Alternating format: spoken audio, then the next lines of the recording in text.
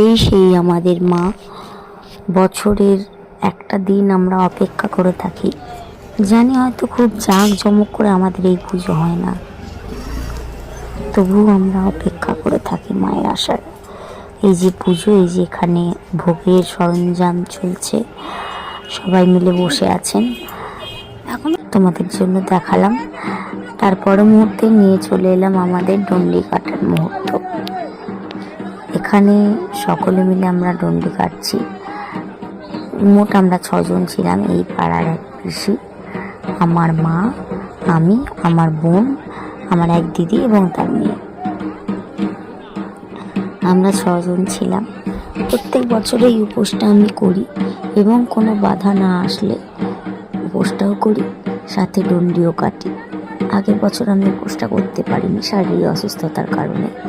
এবছর উপোসটা করেছি মায়ের কৃপায়। সব ভালোভাবে কমপ্লিট হয়েছে, ডন্ডিও কেটেছি। সবাই মিলে এই পুজোটায় আমরা সত্যি খুব আনন্দ করি।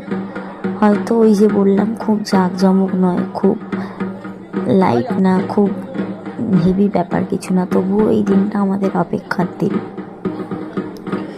তাই ভাবলাম আমাদের সাথে সাথে তোমরাও একটু আমাদের মায়ের আশীর্বাদ নাও। তাই সকলের সাথেই মিষ্টি মুহূর্তটা শেয়ার করার চেষ্টা করলাম যতটুকু পারলাম। সবাই এখানে বসে আছে। আমরা ডন্ডি কেটে আমাদের এই পুকুর থেকে, ঢালাসানের পুকুর থেকে ডন্ডি কেটে শুরু করে মায়ের স্থান অবধি, মায়ের যেখানে পুজো হচ্ছে ওইখান অবধি যাচ্ছি ডন্ডি কেটে। আজকে আমাদের, গতকাল পুজোটা হয়েছে আর আজকে আমাদের মায়ের অন্নকূট।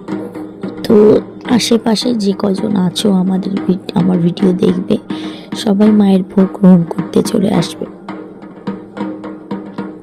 আমি থাকতে পারছি না, আজকে আমার শো আছে। তাই আমার সকল বন্ধুদের বলছি চলে আসবে মায়ের ভোগ গ্রহণ করতে। অন্নকূট কালকে, অন্নকূট আজকে। আর এই মুহূর্তে আমাদের ডন্ডি কাটার শেষ মুহূর্ত। একদম এটি আমার বোন, ছোট বোন। তো একদম মায়ের দিকে তাকিয়ে লাস্ট ডন্ডিটা কেটে আমরা ওখানে বসবো এবং শেষ মুহূর্তের ভিডিওটা তোমাদের করতে পারিনি হোমের, তাই কয়েকটা ছবি তোমাদের জন্য পোস্ট করলাম। সবাই মঙ্গল করুক মা, সবাই ভালো থেকো।